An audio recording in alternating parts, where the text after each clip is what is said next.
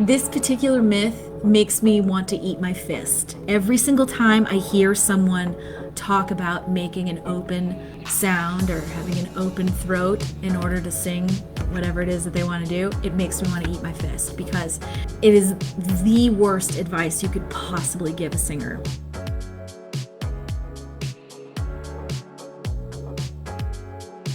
It's one of the most common things that people are told. It's one of the most common reasons that people have problems. It is one of the biggest myths about vocal health out there.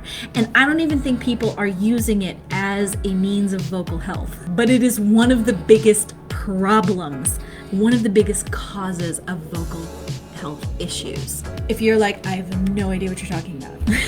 An open sound or an open throat refers to making a whole bunch of space in the back of your mouth, kind of like a yawn, as you sing. Particularly, people talk about it for reaching high notes. Okay, here's what I will say. This is really, really awesome advice if you are an opera or classical singer, where your mouth has to be in that position all the time. But if you're not singing opera, if you're not singing classical music, if you're singing anything else besides opera or classical music, this is terrible advice. And it's going to hurt and it's going to damage your voice. It is a fast pass on the train to vocal damage. And here's the other thing, and this is controversial, so here's your warning. Vocal coaches and teachers will tell you that they are not classical teachers. They will tell you that they are not teaching classical, they teach contemporary. And they may think that they are not classical teachers. But I'm going to give you a list of 4 words that if you hear these from any of your contemporary teachers, they are teaching you classical technique. Here are those 4 words. Are you ready? Open, opening space, lift in the back, chest voice, head voice. So if you are hearing any of those 4 words from your teacher, from some YouTube teacher, anything, and you are trying to sing contemporary music with it, stop right now, because that is classical technique, and it's not meant to be done on contemporary music. And if it is, you're gonna hurt. You're gonna lose your voice. You're gonna feel fatigued. They are teaching classical technique to you, even if they don't mean to. Even if they think they're not, they are, because those are classical techniques. Those are elements of the classical technique, and they do not work with contemporary music. Just like your classical ballet moves, if you have those, if you are a classical ballerina, just like those moves have no place in a nightclub, your classical vocal technique has no place in your contemporary songs. It not only sounds weird, but it will hurt your voice. So why? Why is it going to hurt your voice, and why are all these people talking about it? Well, most of the reason that people talk about it is because it's all they know. Because classical technique has been around forever, and it's what people think is the only thing out there. And it's not. When you make all that open space in the back of your throat, that is what causes your voice to have breaks. So if you're that's a 5th word you can add, your break, or passaggio, or any of those kinds of things. If you're talking about that, and you're talking about contemporary music, you're actually talking about classical technique. So just know that. Again, I gave you a warning that this is controversial. So, making that space, that is what causes your voice to have breaks. And when you open up more space in order to push those chest voice notes even higher past that vocal break, it's gonna hurt every single time. It hurts me thinking about it. And it absolutely hurts your voice. Doing it repeatedly will cause you to damage your voice because it's not meant to be pushed past that break. And it's not meant to be used in a contemporary song.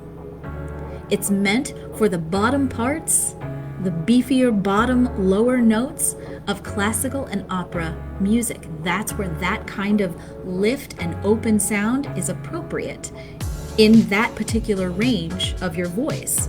Anything above where that break is, where you break into your head voice, is in your head voice. And in contemporary singing, nobody wants to be in their head voice. Well, I'm gonna tell you, you also don't wanna be in your chest voice. You don't wanna be in your chest voice because it has limitations. It can't go very high. If you go past it, you are going to ruin your voice. There are other options besides your chest voice and your head voice. Those are classical terms. Those are places in your voice that are only reserved for classical singing. So to sing contemporary music, you have to learn contemporary technique, which does not include openness or chest or head or breaks. Sorry, I get very on fire about this. I want to tell you a little bit about someone. I ran a case study in 2018, and I only had 5 singers in it. And I want to tell you about one of them. Her name is Anna, and she joined the case study because she gigs as a singer-songwriter and a cover artist. And she was having to learn how to just sing through her vocal fatigue because it was just kind of always there. So she was learning how to adapt herself to singing with limitation. If you can relate to that, I want you to tell me in the comments, yeah, that's me. I've just been learning how to adapt to it, how to sing through it. It is so common. I hear it all the time, and it absolutely breaks my heart because you don't have to do it. It's not something you have to deal with. And the very first time that I heard her sing something her way before we dug into the technique, I spotted the problem immediately. I knew exactly what was causing this vocal fatigue. And it's because she was creating an open space in the back of her throat. So when I showed Anna what to do instead of making all that space in the back of her throat, the notes were suddenly no longer a struggle. She found that she could sing a whole set without feeling any fatigue at all.